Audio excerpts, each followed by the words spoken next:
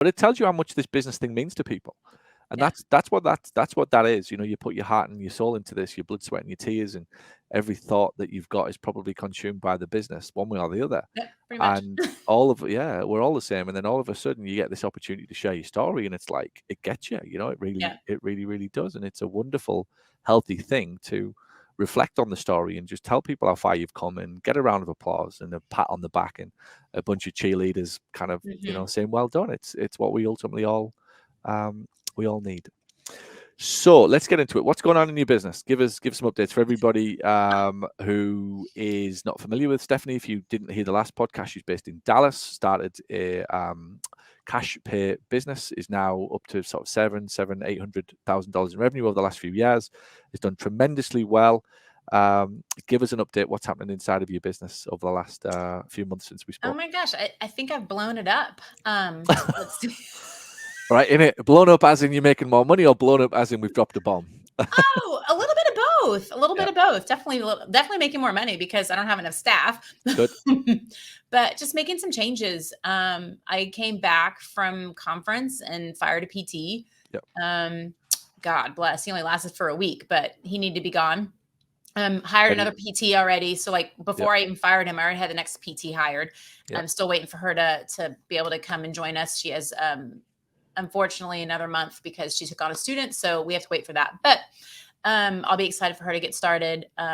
I've decided to switch over to your CMO program. I feel like I definitely can save some money there, but I'm also going to use the money towards other things that can specialize to get us, just get us out there a little bit more with people that, are talented in different areas. So I did that.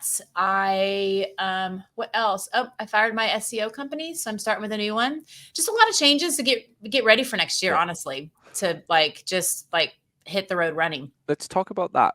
We'll go back. We'll be as sensitive as we can, and we'll be vague about the removal of one of the PTs. We'll just be very vague, and we'll talk hypothetically, right? Yeah. Hypothetically about the situation. What, in your experience, so if there's somebody listening to this now, either starting their own business, they're hiring people, they're hiring PTs. Where does it go wrong when you hire these PTs? Is it culturally, in that they just can't stick to your standards and accountability, or is it attitudinally? They're just turned off from, they just don't like being told what to do or following rule. Culture, I guess it's the same thing. Or is it that they're just not performance-wise, like hands-on patients, and they just can't deal with that or the speed? Where's it gone wrong? So when we interviewed him, we said it was going to go either really well or really bad. Yeah. Because he had so much confidence. So we couldn't really determine if the confidence was like, okay, he's very self-assured of himself and he's going to come in, he's going to do a great job because of the confidence, or was there a little bit of ego? Yeah. And it was ego. So there were signs from the second day. I was like, he just didn't want to co-treat. He didn't understand why he had to. He would talk about how great he was and he didn't need any help. But at the same time, he goes, I don't know how to treat this patient. The things that he did was crazy. I mean, literally Damon John is speaking and my phone is blowing up with my PT and my ops manager. And I'm like, okay, we're done. So I knew on Friday that he was done. Yeah. And it was all that it was just, they're like, I can't even, there was no, would not do any kind of co-treats at all. What's their beef with co-treats then? What's the issue there? He had an ego. He thought he was so good. I'll do it. Yeah. Yeah, he thought he was so good, even though he didn't know how to treat the patient and he didn't know what he was doing. He wanted to come in because he really wanted to learn about the business and the cash type things. But that's why he wanted to come in. And it was going to be a part-time position. I was like, this is going to be fantastic. I can fill him up. I knew that it was probably going to be a short-term solution, like maybe 6 months. But by then I'd be ready to, I'd be able to take his whole caseload and give it to a whole new PT that would be full-time. So so I was like, this could be like a win-win, but no, it was horrible. I went back to full-time PT. So what did you see in the interview? What did you see in the interview that made you think this could be a problem? And why did you ignore it? I couldn't tell if his confidence again was like an ego thing, or was it really that he was just really confident? He carried himself very confidently. Yeah. So I couldn't really tell initially. The learning piece of it, as far as him learning, when I asked him questions around that, he literally is like, oh yeah, I've taken courses from like business coaches. And I'm like, I like, so he liked that aspect of it. Yeah. But I think here comes the ego part of it, was more of like, I only want to learn what I want to learn because I think that's what I need to learn. And I don't need to learn that. Yeah. Yeah. And that's where it went wrong.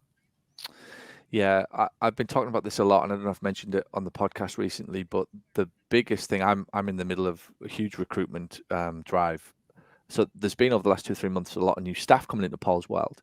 And what I've been panicking about is the problem that surfaces when you bring new people in, that they don't ask questions.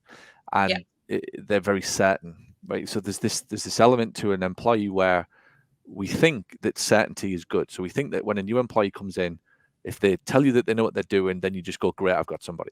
When in reality is, if you ask them if they need help and they say, no, I'm good, there's probably a bomb going to go off somewhere. And what we would rather see is, what do you think? I was about to, is this right? Just checking.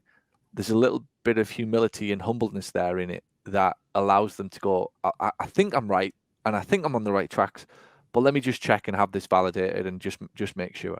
And the more that you watch when employees come through the doors, that's what you're looking for. That if there's too much certainty, they don't know where they're stuck.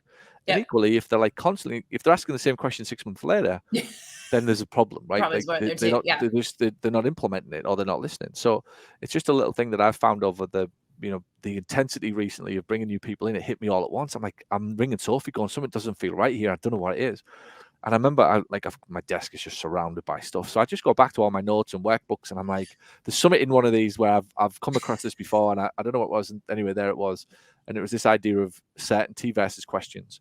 And certainty versus questions, that's what it is. If they're too certain, there's a problem. And if they don't ask enough questions, there's a problem.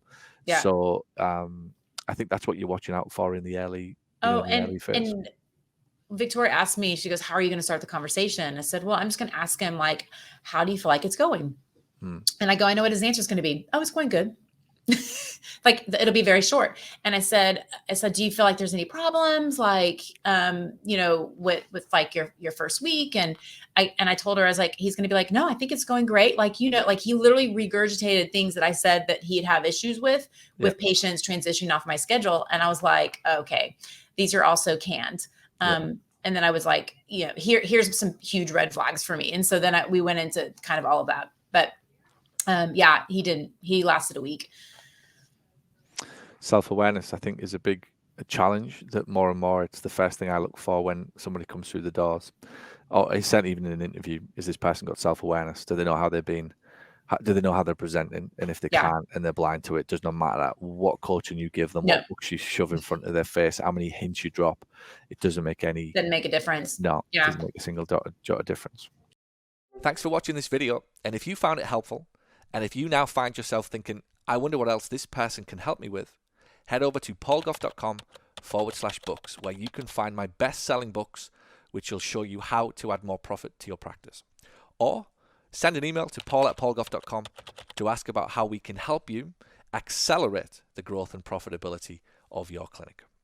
And by the way, if you know anybody who would find this helpful, please share this video out. Thanks so much.